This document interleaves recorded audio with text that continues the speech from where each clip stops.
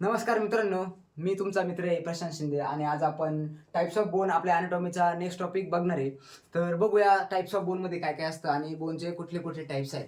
तर बोनच्या साईजप्रमाणे आणि त्याच्या शेपप्रमाणे आपण बोनला 7 कॅटेगरीजमध्ये डिवाइड करतो. तर अशा प्रकारे बोनचे 7 टाइप्स पडतात.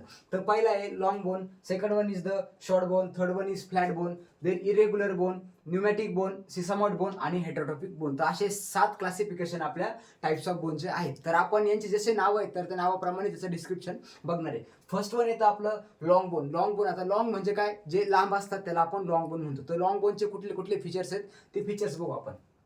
तर लॉंग बोनला जो मधला जो पार्ट असतो जो लांब असतो तर त्याला आपण म्हणतो शाफ्ट किंवा त्याला डायफायसिस पण म्हणतो. आणि याचे जे एक्सपांडेड एंड असतात त्याला आपण इपिफायसिस म्हणतो. इपिफायसिसचं काम काय असतं की इपिफायसिस हे दुसऱ्या बोन सोबत आर्टिक्युलेट होतात आणि जॉईंट फॉर्म करत असतात. त्याच्यानंतर असतं मेटाफायसिस. तर मेटाफायसिस काय असतं, डायफायसिस आणि इपिफायसिसला जॉईन करणारा जो पार्ट आहे तर त्याला आपण मेटाफायसिस म्हणतो. आता मेटाफायसिसचा एक क्लिनिकल इम्पॉर्टन्स येतो आपल्याला. ज्यावेळेस आपली प्युबर्टी एजमध्ये असतो तर प्युबर्टी एजमध्ये काय होतं, आपले जे मेटाफायसिसच्या ज्या प्लेट्स असतात त्या फ्यूज होतात आणि त्यानंतर आपल्या बोनची ग्रोथ बंद होऊन जाते.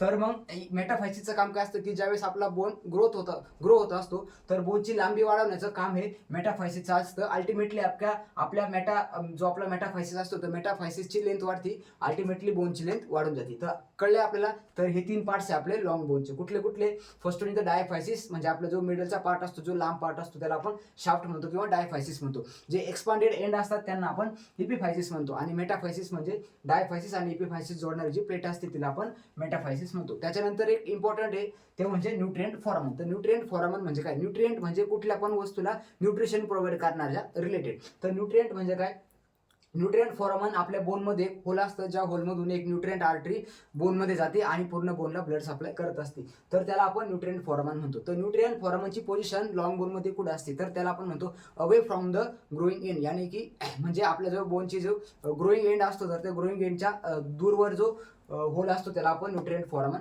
म्हणतो. तर न्यूट्रिएंट फॉरामन, आता जर आपण ह्युमरस आणि रेडियसला जर बघितलं तर याचा जो ग्रोईंग एंड आहे तर तो आपला जो एल्बो जॉईंट आहे तर एल्बो जॉईंटकडे याचा ग्रोईंग एंड असतो. अल्टिमेटली जे आपले न्यूट्रिएंट फॉरामन आहे ते away from the growing end म्हणजे इकडला साईडला इथे. कळलं आपल्याला लॉंग बोन म्हणजे काय. त्याच्यानंतर लॉंग बोनचे पण 3 सब टाईप येतात. First one is the typical long bone, second असतो तो मिनिएचर लॉंग बोन आणि थर्ड वन असतो तो मॉडिफाईड लॉंग बोन. आता टिपिकल लॉंग बोन म्हणजे काय, तर टिपिकल लॉंग बोनला 2 इपिफायसिस असतात आणि ते वेगवेगळ्या बोन सोबत आर्टिक्युलेट होतात.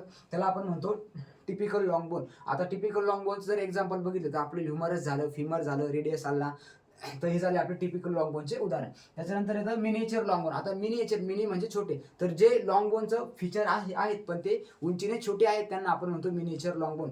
तर मिनिएचर लॉंग बोनचं अजून एक फीचर तर that is the they have single epiphysis. अशा बोनला एकच इपिफायसिस असतो. आता मिनिएचर लॉंग बोनचे एक्झाम्पल बघू. आपले जे फॅलंजेस असतात, बोटांचे जे हाडं असतात, तर इथं आपण मिनिएचर लॉंग बोन बघू शकतो. त्यानंतर येतं modified long bone. Modified long bone काय असतं, प्रत्येक बोनला मध्ये एक पोकळ कॅव्हिटी असते.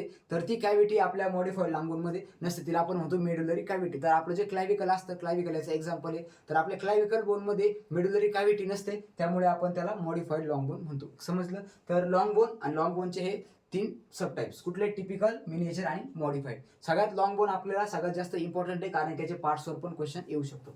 त्याच्यानंतर सेकंड आहे शॉर्ट बोन. शॉर्ट बोन म्हणजे काय की ज्यांची उंची शॉर्ट आहे किंवा जे छोटे छोटे त्यांना आपण शॉर्ट बोन म्हणतो. आता फॉर एक्झाम्पल आपले कार्पल असतील, टार्सल्स असतील, तर ते आपण एक्झाम्पलमध्ये लिहू शकतो. त्याच्यानंतर फ्लॅट बोन. आता फ्लॅट म्हणजे काय की जे आपले चपटे बोन्स आहेत त्यांना आपण फ्लॅट बोन म्हणू शकतो. आता फ्लॅट बोनचं फंक्शन काय काय असतं, आपल्या बॉडीचे जे मेन ऑर्गन्स आहेत तर त्या मेन ऑर्गन्सला कॅव्हिटी फॉर्म करायचं किंवा त्याला कव्हरिंग फॉर्म करायचं काम हे फ्लॅट बोन करत असतात. आता फ्लॅट बोनचं एक्झाम्पल कुठले कुठले, आपले जे स्कलचे बोन आहेत ते स्कलचे बोन फ्लॅटमध्ये येतात. आपला जो स्कॅप्युला येतो आणि आपले जे रिप्स आहेत जे आपल्या हार्ट आणि लंग्सला कव्हर करतात हे बोन आहेत आपले फ्लॅट बोनच्या अंडर.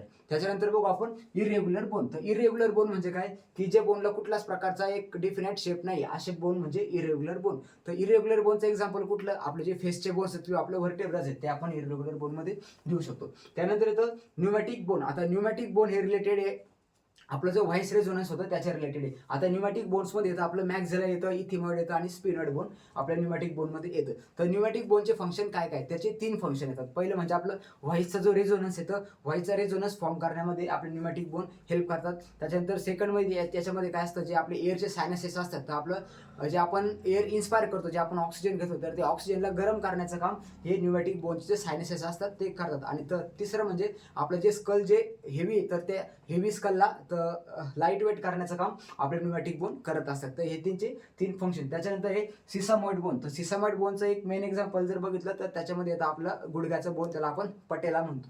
तर पटेला बोनचं फीचर जर बघितलं तर याला पेरिओस्टिम जी कव्हरिंग असती ती ॲबसेंट असती आणि हा बोन कुठल्याच बोन सोबत आर्टिक्युलेट होत नाही आणि हा बोन हा कुठल्या पण मसलच्या टेंडनमध्ये किंवा लिगामेंटच्या कॅप्सूलमध्ये प्रेझेंट असतो, त्याला आपण म्हणतो सिसामॉइड बोन. आणि सिसामॉइड बोनचा एक इम्पॉर्टंट जर फीचर जर बघितलं तर हे जन्माच्या वेळी प्रेझेंट नसतात, आफ्टर बर्थ ते आपल्या बॉडीमध्ये हळूहळू फॉर्म व्हायला स्टार्ट होतात. तर सिसामॉइड बोनचं एक्झाम्पलमध्ये येतं आपलं गुडघ्याचं बोन, त्याला आपण गुडघ्याची वाटी पण म्हणतो सामान्य शब्दांमध्ये, आणि त्याला आपण आपल्या अॅनाटॉमिकल लँग्वेजमध्ये पटेला बोन म्हणतो. त्याच्यानंतर येतं हेट्रोटॉपिक बोन. तर हेट्रोटॉपिक बोन म्हणजे काय, आपले ज्या आता आपल्या मसल्स आहेत, तर मसलवर पर्टिक्युलर ॲक्शन करून करून जर जर त्या मसलवर जर काही जर स्ट्रेस येत असेल आणि ते स्ट्रेस बेअर करण्यासाठी आपली बॉडी तिथं काहीतरी हार्ड पार्ट प्रोड्यूस करते, त्या बोनला आपण हेट्रोट्रॉपिक बोन म्हणतो. फॉर एक्झाम्पल आपलं हॉर्स रायडर बोन. तर आपली ॲडॅक्टर लॉंगस जे मसल असते, तर आपल्या ॲडॅक्टर लॉंगस मसलमध्ये हे हॉर्स रायडर बोन जे असतं, म्हणजे जे लोक घोडसवारी करतात, तर ते त्यांच्या ज्या आपली मांडीचं जे मसल असते त्याला आपण ॲडॅक्टर लॉंगस मसल म्हणतो. तर त्या ॲडॅक्टर लॉंगस मसलमध्ये एक छोटासा बोन फॉर्म होतो, त्या बोनला आपण हेट्रोटॉपिक बोन म्हणतो. तर असे अकॉर्डिंग टू शेप हे बोनचे 7 टाईप्स येतात. परत आपण एकदा रिवाइज करू आणि त्याचे एक्झाम्पल बघू. लॉंग बोनमध्ये टिपिकल लॉंग बोन जर बघितलं तर येतं फिमरस आणि ह्युमर. त्याच्यानंतर मिनिएचरमध्ये आपले फॅलेंजेस येतात आणि मॉडिफाईडमध्ये येतो क्लॅविकल, कारण की मॉडिफाईडमध्ये आपली मेडुलरी कॅव्हिटी ॲबसेंट असते आणि हार्ड बनवते बोनला. त्याच्यानंतर शॉर्ट बोन, आपल्या याच्यामध्ये आपण आपले क्युबाईड, ट्रॅपेझाईड हे बोन घेऊ शकतो. म्हणजे फॉर एक्झाम्पल आपण टार्सल आणि कार्पल बोन्स घेऊ शकतो. त्याच्यानंतर फ्लॅट बोन. फ्लॅट बोनमध्ये येतं आपले रिब्स येतात आणि स्कॅप्युला आणि स्कलचे बोन येतात. इरेग्युलर बोनमध्ये आपले व्हर्टिब्राज येतात. न्यूमॅटिक बोनमध्ये मॅक्झिला येतो, इथिमॉइड येतो आणि स्पिनॉइड बोन येतो. त्याच्यानंतर सिसामॉइड बोनमध्ये आपलं गुडघ्याचा बोन येतो, त्याला आपण पटेला म्हणतो. आणि हेटोटॉपिकमध्ये आपण हॉर्स रायडर बोन म्हणतो, ज्याला आपण जो आपल्या ॲक्टर लॉंगस मसलमध्ये प्रेझेंट असतो. तर हे 7 जे टाईप्स आहेत बोनचे तुमच्यासाठी भरपूर इम्पॉर्टंट आहे आणि अॅनाटॉमीच्या एक्झाममध्ये 101% याच्यावर क्वेश्चन येतो, म्हणजे येतोच. जर तुम्हाला जर व्हिडिओ आवडला तर तुमच्या मित्रांपर्यंत नक्की शेअर करा आणि चॅनलला सपोर्ट करा, सबस्क्राईब करा. Thank you friends.